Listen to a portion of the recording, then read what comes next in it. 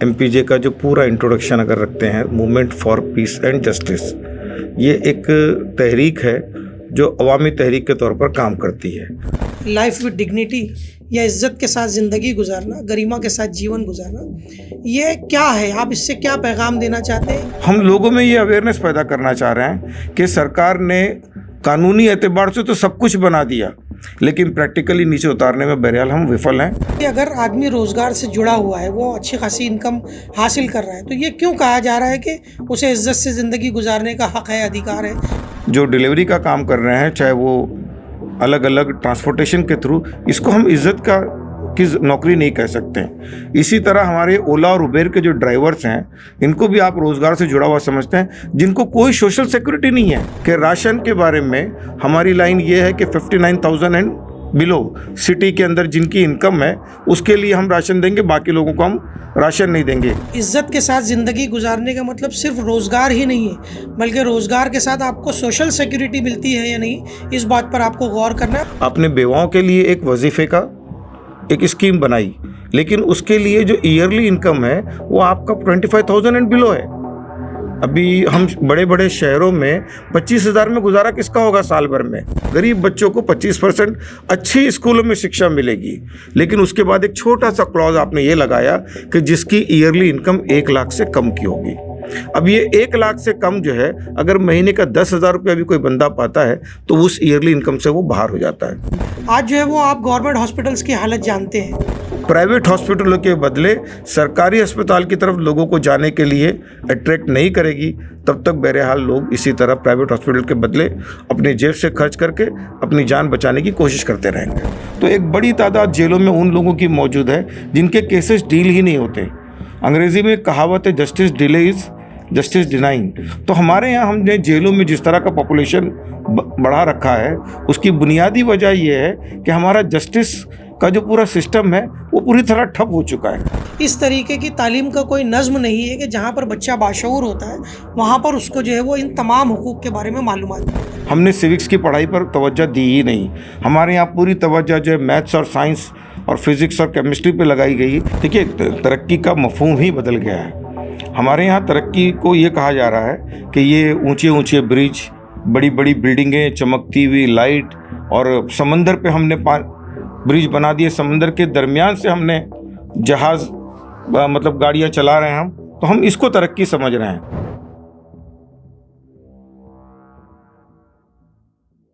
आज हमारे साथ movement for piece and justice के नेशनल कोऑर्डिनेटर और महाराष्ट्र स्टेट के प्रेसिडेंट मोहम्मद सिराज साहब मौजूद हैं, जिनसे आज हम बहुत ही अहम मौज़ूआत पर गुफ्तगू करेंगे। सिराज साहब, आज के इस पॉडकास्ट में आपका इस्तकबाल है। एमपीजे को शॉर्ट में लोग तो बहुत नाम सुनते हैं, बहुत सारी बातें उनके इल्म में हैं, लेकिन अगर एक आम आदमी ये समझना चाहे कि एमपीजे क्या है, वो क्या एक्टिविटीज़ करती हैं, उसकी क्या सरगर्मियाँ हैं, तो आप उसको कैसे समझाएंगे? देखिए, सबसे बड़ी बात तो ये कि एमपीजे का जो पूरा इंट्रोडक्शन अगर रखते हैं, movement for piece and justice, ये एक तहरीक है जो अवामी तहरीक के तौर पर काम करती है। आम लफ्ज़ों में समझाने के लिए, क्योंकि हम ये बात जानते हैं कि सरकारों ने बहुत सारी स्कीमात तो बनाई हुई हैं, लेकिन उन स्कीमात को प्रैक्टिकली ज़मीन पे उतारने में हमारा एडमिनिस्ट्रेशन कहीं ना कहीं फेल हो जाता है। तो हम एक ब्रिज का काम करते हैं सरकार और आवाम के दरमियान में। आवाम के अंदर अवेयरनेस क्रिएट करना, उनको उन स्कीमात के बारे में बताना, और जब वो स्कीमात के लिए जाते हैं सरकार के पास लेने के लिए, तो हमारी सरकारी महकमा इतनी आसानी के साथ में वो सारी चीज़ें लोगों को प्रोवाइड नहीं करता। तो उस वक्त जो है उनके लिए लड़ना, उनके लिए माहौल को साजगार बनाना, उस स्कीम को कैसे प्रैक्टिकली इम्प्लीमेंट किया जा सकता है, इस पर काम करने की कोशिश एमपीजे करती रही है। साथ ही साथ हम ये जानते हैं कि हमारे मुल्क में जो सोशियो पॉलिटिकल कल्चर है, जहाँ पर आप सोशल मुद्दों पर बात करते हैं लेकिन आप एक नॉन पॉलिटिकल ऑर्गेनाइजेशन के तौर पे काम करते हैं, तो एमपीजे बेसिकली एक सोशियो पॉलिटिकल प्रेशर ग्रुप के तौर पर काम करने वाली ऑर्गेनाइजेशन है। ना ही हम कोई एनजीओ की तरह वेलफेयर एक्टिविटी कर रहे हैं, और ना ही हम कोई पॉलिटिकल पार्टी की तरह कोई पॉलिटिकल एक्टिविटी की तरफ हैं। हम लोगों में पॉलिटिकल अवेयरनेस के लिए और इशू के अवेयरनेस के लिए गवर्नमेंट की पॉलिसीज़ के अवेयरनेस पर काम करते हैं, और उन पॉलिसियों की तरफ गवर्नमेंट को भी मुतवज्जा करते हैं जहां उनकी कुछ कमजोरियां हमको नजर आती है, और अवाम के अंदर सरकार की तरफ से दी गई स्कीमात को उस पर भी अवेयरनेस पर हम काम करते हैं। यानी मैं अगर ये समझना चाहूँ तो ये कह सकता हूँ कि आप बुनियादी तौर पर आर्टिकल 21 में जो अधिकार आवाम को मिला हुआ है उनसे बेदारी के लिए, उनसे आगाही के लिए काम। बिल्कुल बिल्कुल। अभी आपकी एक बहुत ही इम्पोर्टेंट जो मुहिम कैंपेन शुरू हो रही है जिसका नाम है लाइफ विद डिग्निटी, या इज्जत के साथ ज़िंदगी गुजारना, गरिमा के साथ जीवन गुजारना। ये क्या है, आप इससे क्या पैगाम देना चाहते हैं, क्यों ये इम्पोर्टेंट है लोगों के लिए, क्या क्या बात है? देखिए, एक बहुत इम्पोर्टेंट सवाल आपने बहरहाल पूछा है, और ये हमारी कैंपेन का टॉपिक है, लाइफ विद डिग्निटी।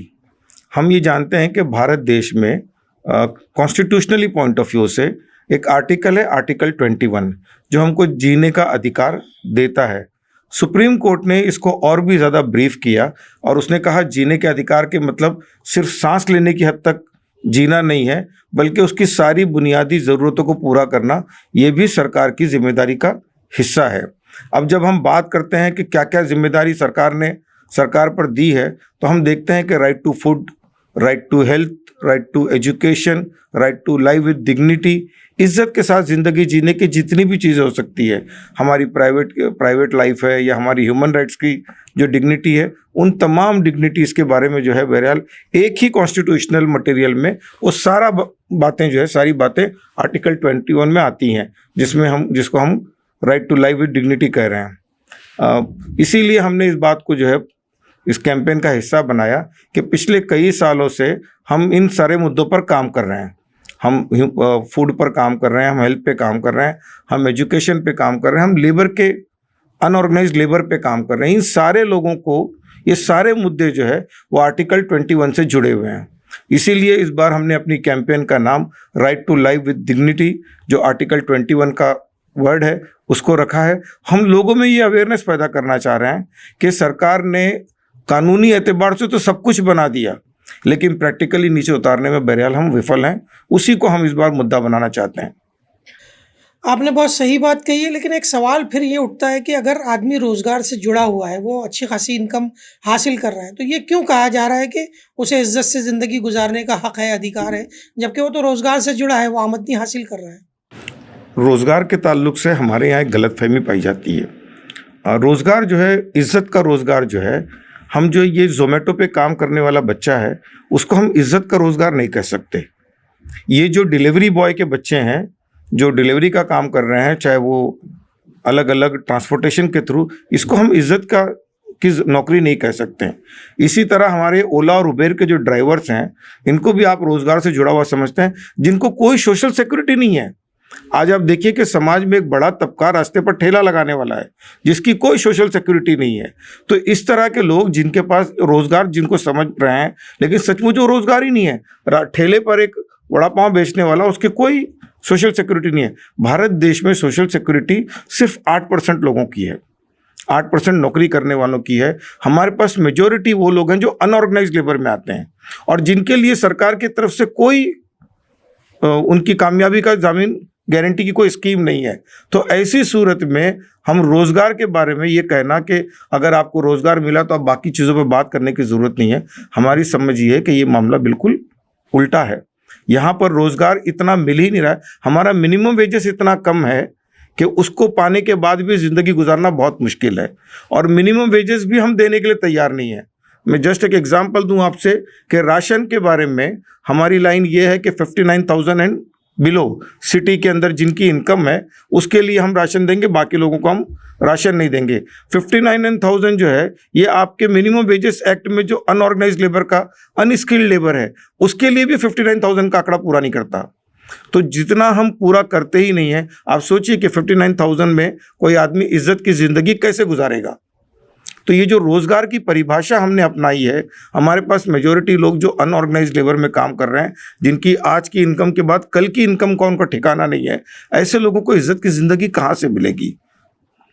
मतलब मैं ये समझ सकता हूँ या मैं अपने नाजरीन से ये कह सकता हूँ कि इज्जत के साथ ज़िंदगी गुजारने का मतलब सिर्फ रोज़गार ही नहीं है, बल्कि रोज़गार के साथ आपको सोशल सिक्योरिटी मिलती है या नहीं, इस बात पर आपको गौर करना है। और यही इस आर्टिकल में दिए गए अधिकार का मकसद है, जिसको सिराज साहब ने बहुत अच्छे तरीके से वाज़ेह किया। आपने बहुत सारे अधिकारों की बात की है, आवाम को जो है वो शिक्षा में अधिकार है, हॉस्पिटल्स के अंदर बहुत सारी हुकूमत की स्कीमें हैं, तालीम के अंदर बहुत सारी स्कीमें हैं और भी बहुत सारी स्कीमें हैं जिनके ऊपर आप काम करते रहते हैं, एमपीजे काम करती रहती है। इतने हुकूक, इतने अधिकारों को हासिल कर लेने के बावजूद भी एक गरीब शख्स अपनी गुर्बत से, अपनी गरीबी से, अपनी मुफलिसी से बाहर नहीं निकलता, आज भी वो पिछड़ा हुआ है। कहाँ पर लैगिंग है, कहाँ पर जो है वो प्रॉब्लम है कि ये चीज़ नहीं हो पा रही है?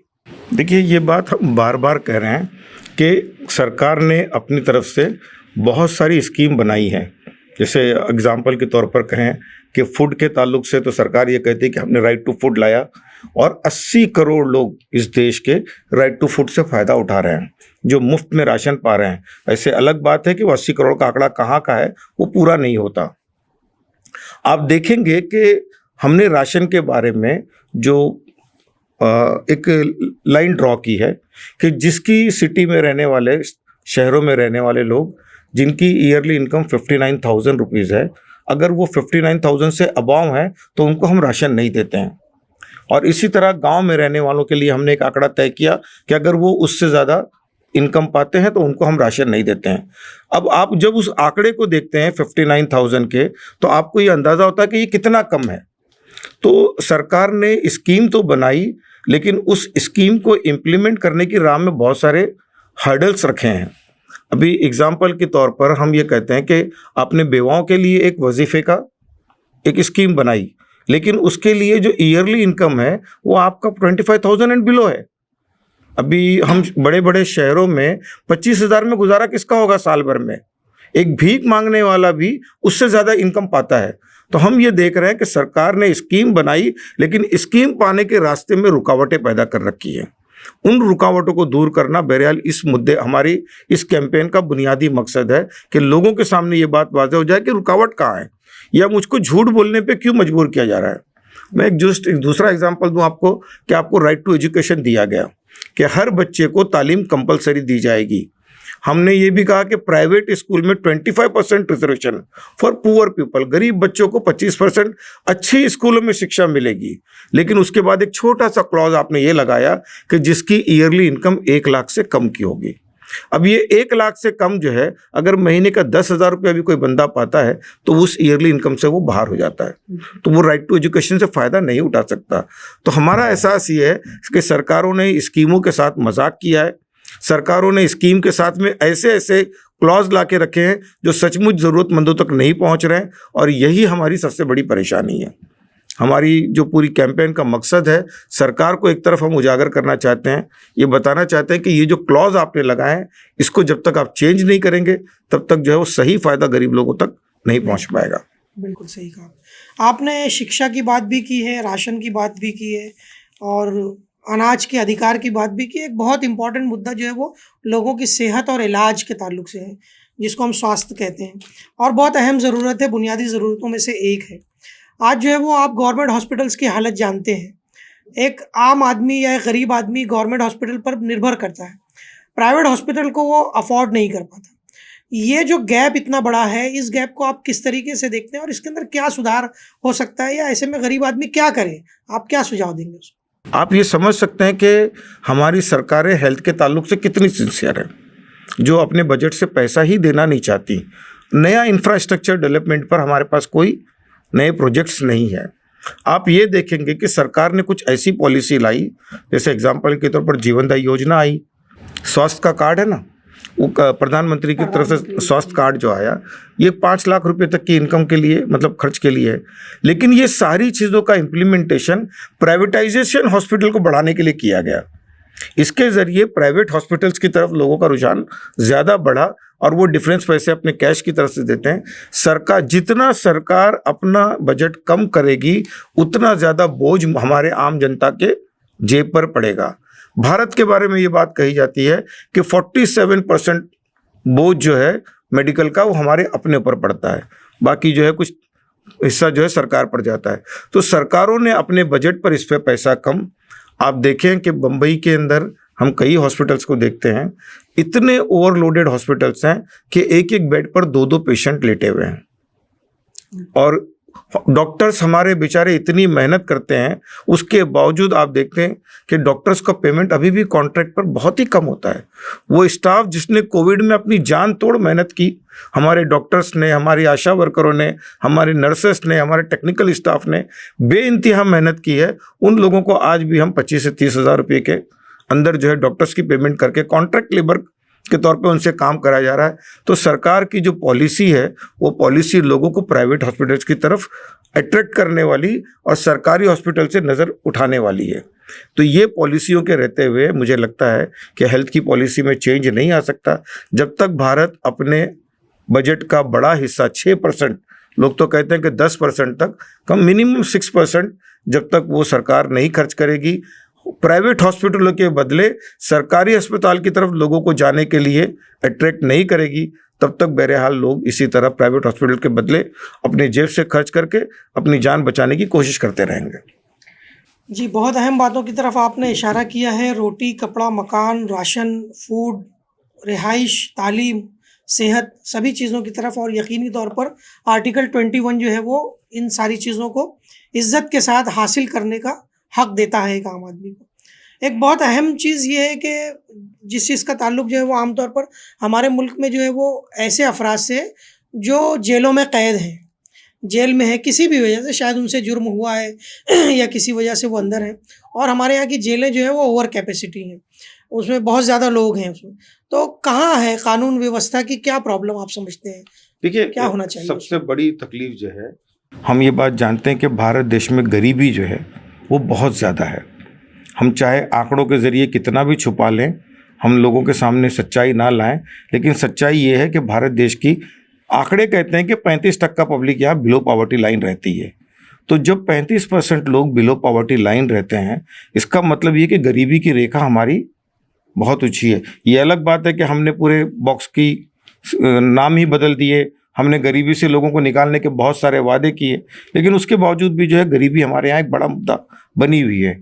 इन गरीबी की रहते हुए बहुत सारी गलत कामों में लोग इन्वॉल्व हो जाते हैं, चाहे ना चाहे, बहरहाल लोग उसमें इन्वॉल्व हो जाते हैं। और जब वो लोग गलत कामों की तरफ जाते हैं, चाहे उसमें बहुत अलग अलग तरह के पॉकेट मार का मामला हो, चाहे वो चोरी का मामला हो, चाहे डकैती का मामला हो, या उससे भी आगे बढ़कर लोग आजकल जानों से खेल रहे हैं, तो इस तरह के गुनाहों में जब लोग मुलव्वस होते हैं तो ये वही लोग होते हैं ज़्यादातर जो बेचारे बहुत कम पैसों के लिए इस तरह की हरकतें करते हैं। और ये लोग जब जेल जाते हैं तो हम ये देख रहे हैं पिछले कई दिनों में जेलों में भी इतने लोग डाले गए हैं जिसमें से बड़ी तादाद उन लोगों की मिलती है जो लोग मुजरिम ही नहीं करार पाते।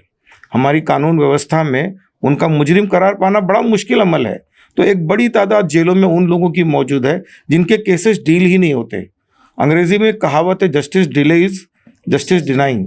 तो हमारे यहाँ हमने जेलों में जिस तरह का पॉपुलेशन बढ़ा रखा है, उसकी बुनियादी वजह यह है कि हमारा जस्टिस का जो पूरा सिस्टम है वो पूरी तरह ठप हो चुका है।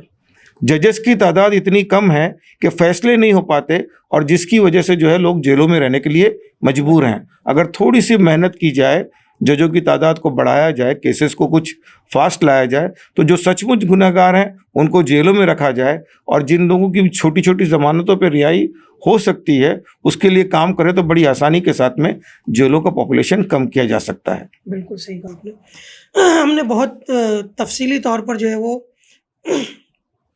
Right to life with dignity या गरिमा के साथ जीवन गुजारना, इज्जत के साथ ज़िंदगी गुजारना, इसके ऊपर बात की है। हुकूक पर आपने बात की, हुकूक बताए हैं, अधिकार बताए हैं, गवर्नमेंट की स्कीमों पर आपने जो काम किया उसका जिक्र हुआ। लेकिन एक आम तालिब इल्म अपने स्कूल के दौरान इन चीज़ों को कभी समझ नहीं पाता। कम से कम हमारे यहाँ पर 10वीं में 12वीं तक के या कॉलेज लेवल तक के इस तरीके की तालीम का कोई नज़्म नहीं है कि जहाँ पर बच्चा बाशऊर होता है वहाँ पर उसको जो है वो इन तमाम हुकूक के बारे में मालूमात दी है।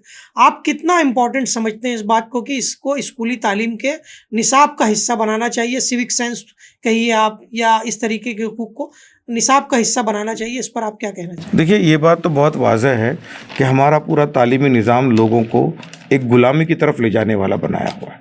उसमें आवाज़ उठाने की इजाज़त हमारा तालीमी निज़ाम नहीं देता। जब आप बच्चे को बचपन से ही उसके अधिकारों के बारे में बात करेंगे, उसको ये बताएंगे कि तुम्हारे क्या क्या अधिकार हैं, और जब बच्चा अपने अधिकारों पे बात करने लगेगा तो हमारे तालीमी निज़ाम को ये बात गवारा नहीं है। इसीलिए आप देखते हैं कि हमारे यहाँ सिविक सेंस बहुत कम है। हमने सिविक्स की पढ़ाई पर तवज्जो दी ही नहीं। हमारे यहाँ पूरी तवज्जो जो है मैथ्स और साइंस और फिज़िक्स और केमिस्ट्री पे लगाई गई, लेकिन इन बच्चों को अपने हुकूक के लिए आवाज़ उठाने वाला, उसके लिए लड़ने वाला, उसके लिए जद्दोजहद करने वाला हम नहीं बनाना चाहते। इसीलिए हम देख रहे हैं कि इस तालीमी निज़ाम में लोग गुलाम पैदा हो रहे हैं। ज़हनी तौर पर आज़ाद होकर सवाल पूछने का कल्चर हमारे यहाँ ख़त्म हो चुका है। तो ये जो सबसे बड़ी कमज़ोरी है कि लोगों को अपने हुकूक पर बात करनी चाहिए, उसके लिए आवाज़ उठाना चाहिए और हर नौजवान को ये महसूस होना चाहिए कि ये मेरा अधिकार है, मैं पूछ सकता हूँ।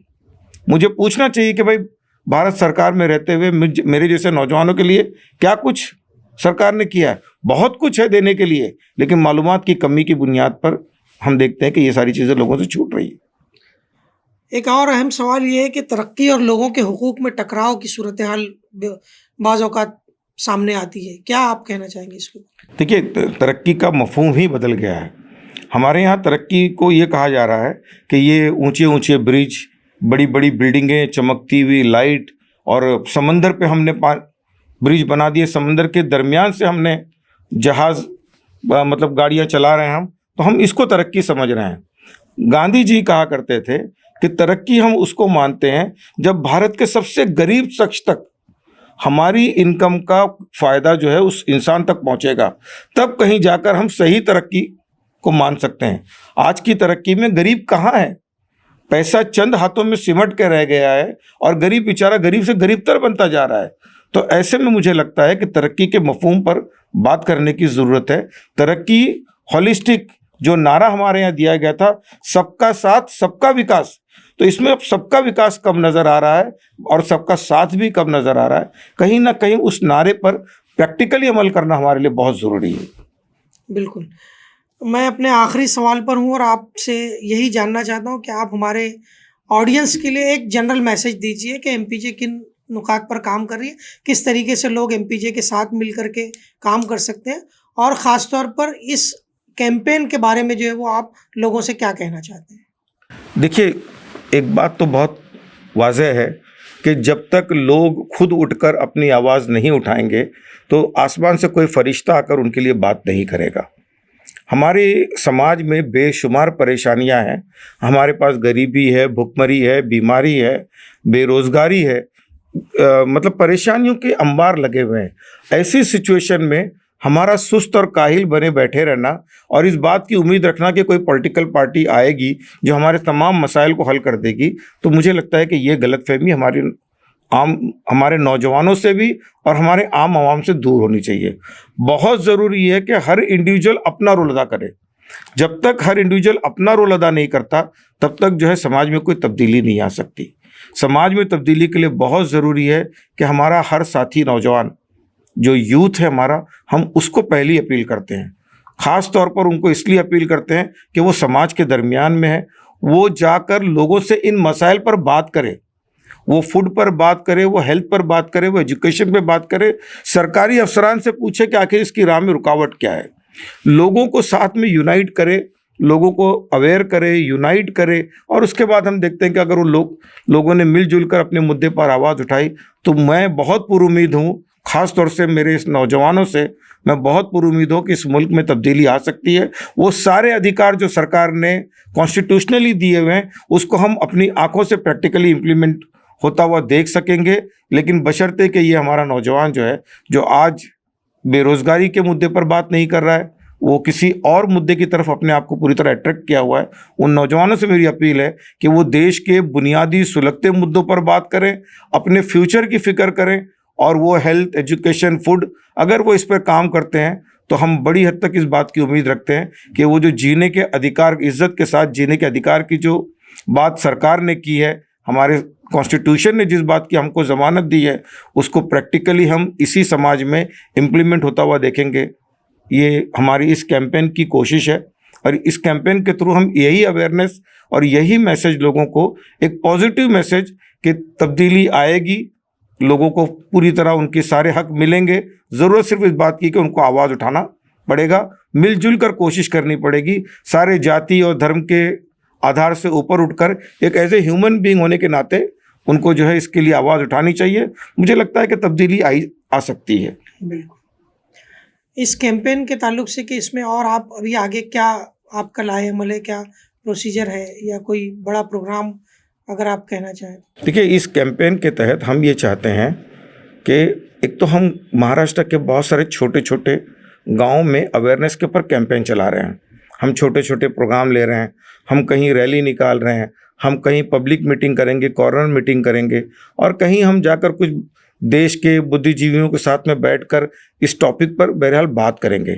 हमारी कोशिश ये है कि इस कैंपेन के थ्रू एक अच्छी अवेयरनेस, क्योंकि सबसे बड़ी तकलीफ हमारी ये है कि लोग जो पा रहे हैं वो उसी को अपनी इज्जत समझ रहे हैं।